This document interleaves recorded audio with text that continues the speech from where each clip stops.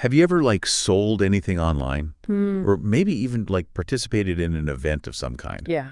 Odds are you've probably like come across one of these General Release of Liability forms. Oh, yeah, those things. And they sound kind of serious, right?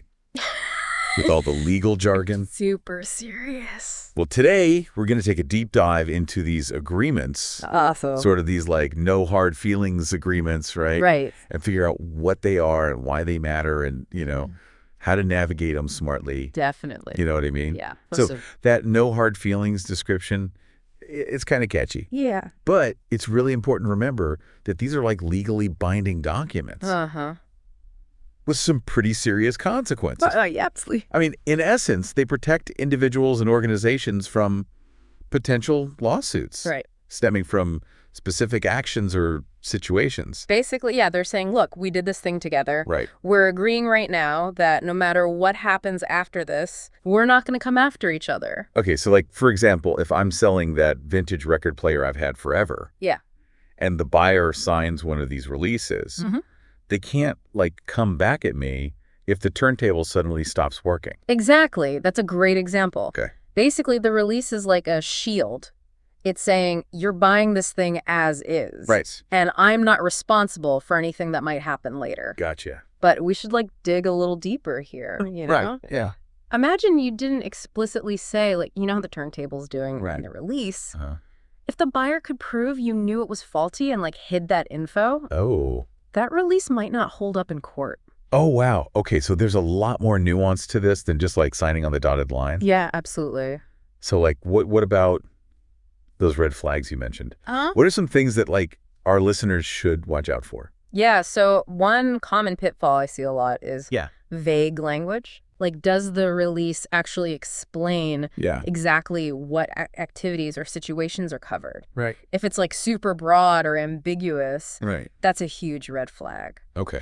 Another thing to watch out for is clauses about indemnification. Indemnification. Which basically means you agree to cover somebody else's losses if they get sued because of you. Whoa. Okay, that's a big one.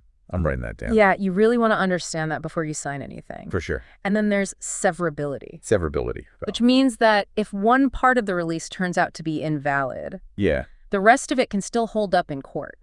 Okay. So it's all about understanding the individual pieces and how they work together. So it sounds like it's not just about avoiding lawsuits. Right. But it's also about making sure these releases are written in a way that actually protects everyone involved. Yeah, exactly. And that brings up another super important point, governing law. Governing law. Yeah. Okay. This basically says which state's laws will be used to interpret the release. Right. So like, let's say you're in California and you're doing business with someone in New York whose law applies. Okay. That can make a big difference. Yeah, this is making me realize how much I don't know about all this. Yeah, it can be pretty complicated. I'm definitely starting to see why you said it's so important to get legal advice. Yeah, it's always a good idea. Okay. Especially if you're dealing with something really complex or like a high-stakes situation. Right. A lawyer can like help you tailor the release to your specific needs and make sure your interests are protected. So basically, to sum up here, read carefully, pay attention to those key clauses, consider the governing law, and don't be afraid to get expert advice. Couldn't have said it better myself. Okay, great. Remember, these releases are powerful tools.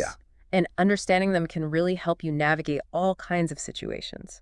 For sure. With confidence. So, listeners, I want you to think back. Have you ever signed a release without, like, really understanding what it all meant? It happens all the time. It's probably more common than we realize.